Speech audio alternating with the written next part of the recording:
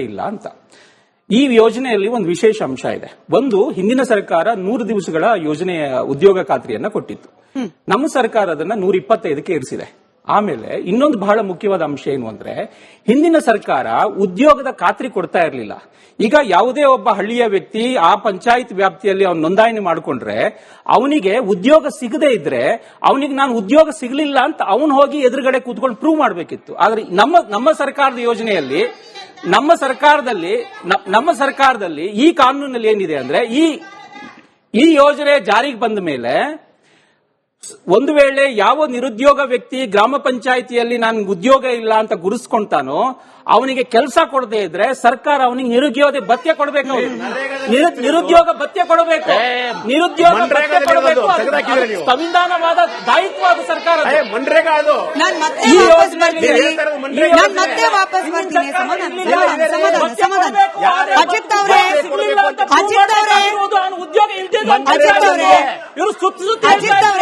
ನಾನು ಮತ್ತೆ ಹೇಳ್ತೀನಿ, ನಾವು ಆಲ್ರೆಡಿ ಮಹಾಭಾರತ ಕಾರ್ಯಕ್ರಮದಲ್ಲಿ ಟೆಕ್ನಿಕಾಲಿಟೀಸ್ ಬಗ್ಗೆ ಮಾತನಾಡಿದೀವಿ.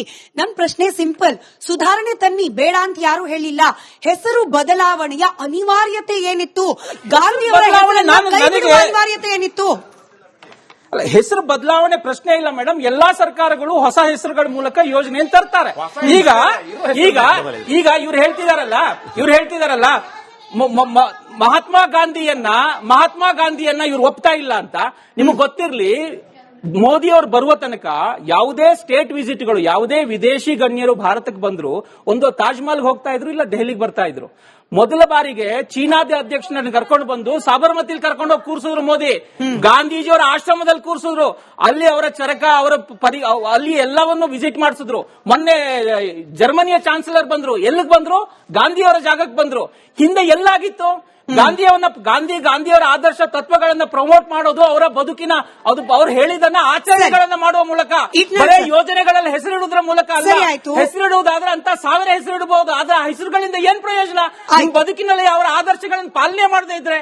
ಇಟ್ನಾಳ್ ಸರ್, ಬಿಜೆಪಿಯ ಸಮರ್ಥನೆ ಏನು ಅಂತಂದ್ರೆ, ಕಾಂಗ್ರೆಸ್ ಪಕ್ಷದವರು ಕೇವಲ ಗಾಂಧೀಜಿಯವರ ಹೆಸರನ್ನ ಆಸ್ ಅ ಕಾಯಿನ್ ಬಳಕೆ ಮಾಡಿಕೊಂಡ್ರೆ ಹೊರತು ಗಾಂಧೀಜಿ ತತ್ವ ಸಿದ್ಧಾಂತಗಳನ್ನ ಕಾಂಗ್ರೆಸ್ ಆಡಳಿತ ಇರಬೇಕಾದ್ರೆ ಎಲ್ಲೂ ಪಾಲನೆ ಮಾಡಲಿಲ್ಲ, ಅಡ್ಮಿನಿಸ್ಟ್ರೇಷನ್ ಅಲ್ಲಿ ಎಸ್ಪೆಷಲಿ. ಈಗ ನಾವು ಹೆಸರು ತೆಗೆದರೂ ಕೂಡ ತತ್ವ ಸಿದ್ಧಾಂತವನ್ನ, ಭ್ರಷ್ಟಾಚಾರ ನಿಯಂತ್ರಣ ಮಾಡೋದು, ಹಾಗೆ ರಾಮರಾಜ್ಯ ಸ್ಥಾಪನೆ ಮಾಡೋದು, ಹಳ್ಳಿಗಳ, ಇದು ಬಿಜೆಪಿಯ ಸಮರ್ಥನೆ. ಈಗ ಕಾಂಗ್ರೆಸ್ನ ಸಿದ್ಧಾಂತ, ಕಾಂಗ್ರೆಸ್ನ ಆಡಳಿತ ವೈಖರಿ, ಬಿಜೆಪಿ ಆಡಳಿತ ವೈಖರಿ ನಮ್ಮ ಕಣ್ಣು ಮುಂದೆ ಇದೆ. ಗಾಂಧೀಜಿ ಅವರ ಆದರ್ಶ ಭಾರತದ ಹತ್ರಕ್ಕಾದ್ರೂ 2 ಪಕ್ಷಗಳು ಹೋಗಿದ್ಯಾ ಅಂತ? ಗಾಂಧೀಜಿಯವರು ನೆಹರು ಮತ್ತು ಸರ್ದಾರ್ ಪಟೇಲ್ ಇರೋ ಕಾಲದಲ್ಲೇ ಕಾಂಗ್ರೆಸ್ ವಿರೋಧಿಯಾಗಿದ್ರು. ಕೊನೆ ಕಾಲದಲ್ಲಿ 1946-47 2-3 ವರ್ಷ ಕಾಂಗ್ರೆಸ್ ಅನ್ನ ಗಾಂಧೀಜಿ ಟೀಕೆ ಮಾಡಿದ್ರು, ಯಾರು ಮಾಡಲಿಲ್ಲ. ದೇಶ ವಿಭಜನೆ ಆಗೋ ಕಾಲದಲ್ಲೂ ಕೂಡ Gandhiji was the only person against it. Bapu ಮಾತ್ರ ವಿಭಜನೆ ವಿರೋಧಿ ಆಗಿದ್ರು. ಜಿನ್ನಾ ಫಸ್ಟ್ ಅದನ್ನ ಪ್ರಪೋಸ್ ಮಾಡಿದ್ದು, ಅದನ್ನ ಒಪ್ಕೊಂಡಿದ್ದು ಅದು ಸೈದ್ಧಾಂತಿಕವಾಗಿ, ಪೊಲಿಟಿಕಲ್ ಹೇಳ್ತಾ ಇದ್ದಾನೆ, ಸೈದ್ಧಾಂತಿಕವಾದ ಪೊಲಿಟಿಕಲ್, ಅದು ಮೌಂಟ್ ಬ್ಯಾಟನ್ ಪ್ಲಾನ್ ಇರುವಾಗ ಫಸ್ಟ್ ಪ್ರಪೋಸ್ ಮಾಡಿದ್ದು ಜಿನ್ನಾ, ಅದನ್ನ ಅಕ್ಸೆಪ್ಟ್ ಮಾಡಿದ್ದು ಸರ್ದಾರ್ ಪಟೇಲ್, ಅದಕ್ಕೆ ಸೆಕೆಂಡ್ ಮಾಡಿದ್ದು ನೆಹರು.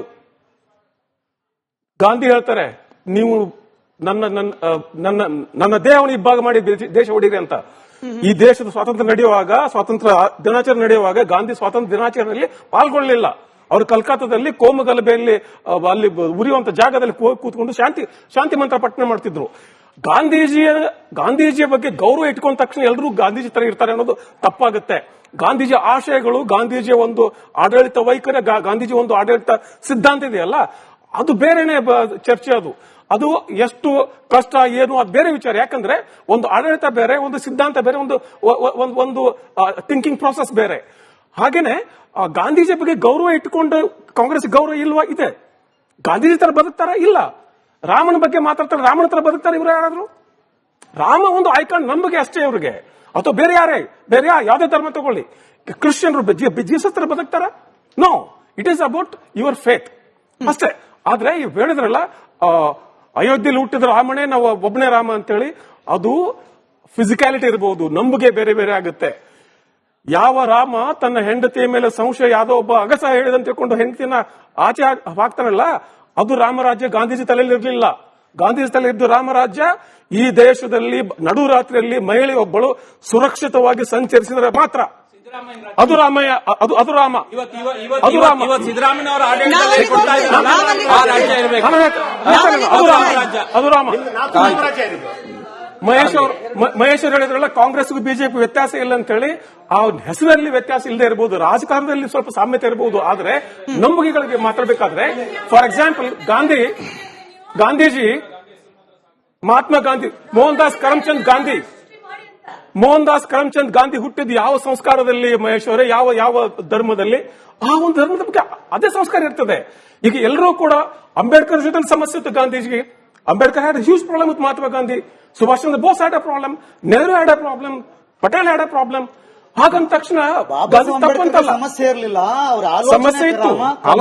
ಇಡೀ ಒಂದು ಸಮುದಾಯವನ್ನು ಶೋಷಣೆಗೊಳಪಡ್ತಾರೆ. ಆ ಕಾಲದಲ್ಲಿ, ಆ ಸಂದರ್ಭದಲ್ಲಿ ವೈಯಕ್ತಿಕ ಭಿನ್ನಾಭಿಪ್ರಾಯ ಅಲ್ಲ, ಅದು ಸೈದ್ಧಾಂತಿಕ ಭಿನ್ನಾಭಿಪ್ರಾಯ. ಮತ್ತು ಗಾಂಧೀಜಿಯವರು ಆ ಕಾಲಘಟ್ಟದಲ್ಲಿ ನಿರ್ಧಾರಗಳೇನಿದೆಯೋ ಅದು ಇಡೀ ಸಮುದಾಯದ ವಿರುದ್ಧವಾಗಿತ್ತು.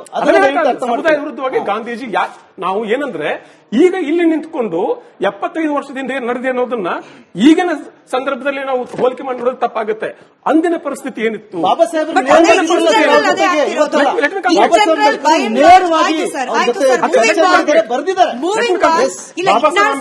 ಇಟ್ನಾಳ್ ಸರ್ ಹೇಳಿದ್ರು 75 ವರ್ಷದ ಹಿಂದೆ ಆಗಿರೋದನ್ನ ನಾವು ಈಗ ರೀಕಾಲ್ ಮಾಡೋದು.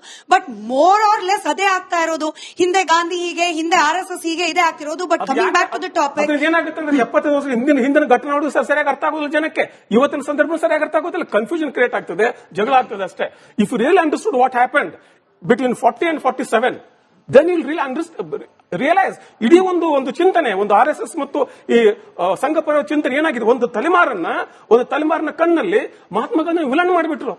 ದೇಶ ವಿಭಜನೆ ಮಾಡಿದ ಮಹಾತ್ಮ ಗಾಂಧಿ ಅಂತ ಪ್ರಚಾರ ಮಾಡಿಬಿಟ್ರು. ಗಾಂಧೀಜಿ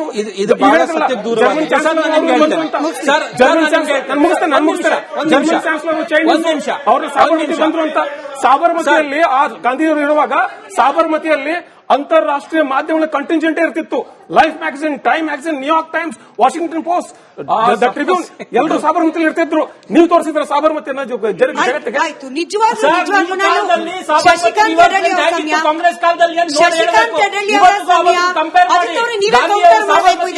ಈಗ ಹೇಗಿದೆ ಅಂತ ಅಜಿತ್ ಅವರೇ ನೀವೇ ಕೌಂಟರ್ ಮಾಡಬೇಕು ಇದಕ್ಕೆ. ಕೇಳಿಸ್ಕೊಳ್ಳಿ, ಶಶಿಕಾಂತ್ ಹೆಡ್ಡಳ್ಳಿ ಅವರಿಗೆ ಪ್ರಶ್ನೆ. ನಿಜವಾಗ್ಲೂ ಕೂಡ ಬಿಜೆಪಿ ಗಾಂಧಿ ವಿರೋಧಿ ಅಂತ ತೋರಿಸ್ಕೊಳ್ಳಿಕ್ಕೆ ಡೆಲಿಬ್ರೇಟ್ ಆಗಿ ನಮಗೆ ಕಾಣೋ ರೀತಿಯಲ್ಲಿ ಏನ್ ಮಾಡಿದೆ? ಹೋಗ್ಲಿ, ಈ ತತ್ವ ಸಿದ್ಧಾಂತಗಳನ್ನ ಗಾಂಧೀಜಿ ಅವರು ನಮಗ್ ಕೊಟ್ಟೋದ ಆದರ್ಶಗಳನ್ನ ಎತ್ತಿ ಹಿಡಿದಿರೋದು ಬಿಜೆಪಿಗಿಂತ ಬೆಟರ್ ಕಾಂಗ್ರೆಸ್ ಅನ್ನೋದಕ್ಕೆ ನಮ್ಮ ಕಣ್ಮುಂದಿರೋ ಉದಾಹರಣೆಗಳು ಯಾವುದು ಅಂತ ಹೇಳಿ. ಗಾಂಧೀಜಿಯವರ ಅತ್ಯಂತ ಮೂಲಭೂತವಾದಂತಹ ಉದ್ದೇಶ, ಆಶಯ ಅಹಿಂಸೆಯ ವಿರುದ್ಧವಾಗಿರ್ತಕ್ಕಂಥ ಕ್ರಿಯೆಗಳು ನಡೀತಾ ಬಂದಿದ್ದಾವೆ. ಅವ್ರದ್ದು ಏನಂದ್ರೆ, ಈ ನಮ್ಮ ಏನು ಬಿಜೆಪಿ ಮತ್ತು RSS ಹಿಂದೂ ರಾಷ್ಟ್ರ ಪರಿಕಲ್ಪನೆ ಏನಿದೆ ಅಲ್ವಾ, ಅದನ್ನು ಅವ್ರು ಒಪ್ತಿರ್ಲಿಲ್ಲ. ಒಂದ್ ನಿಮಿಷ,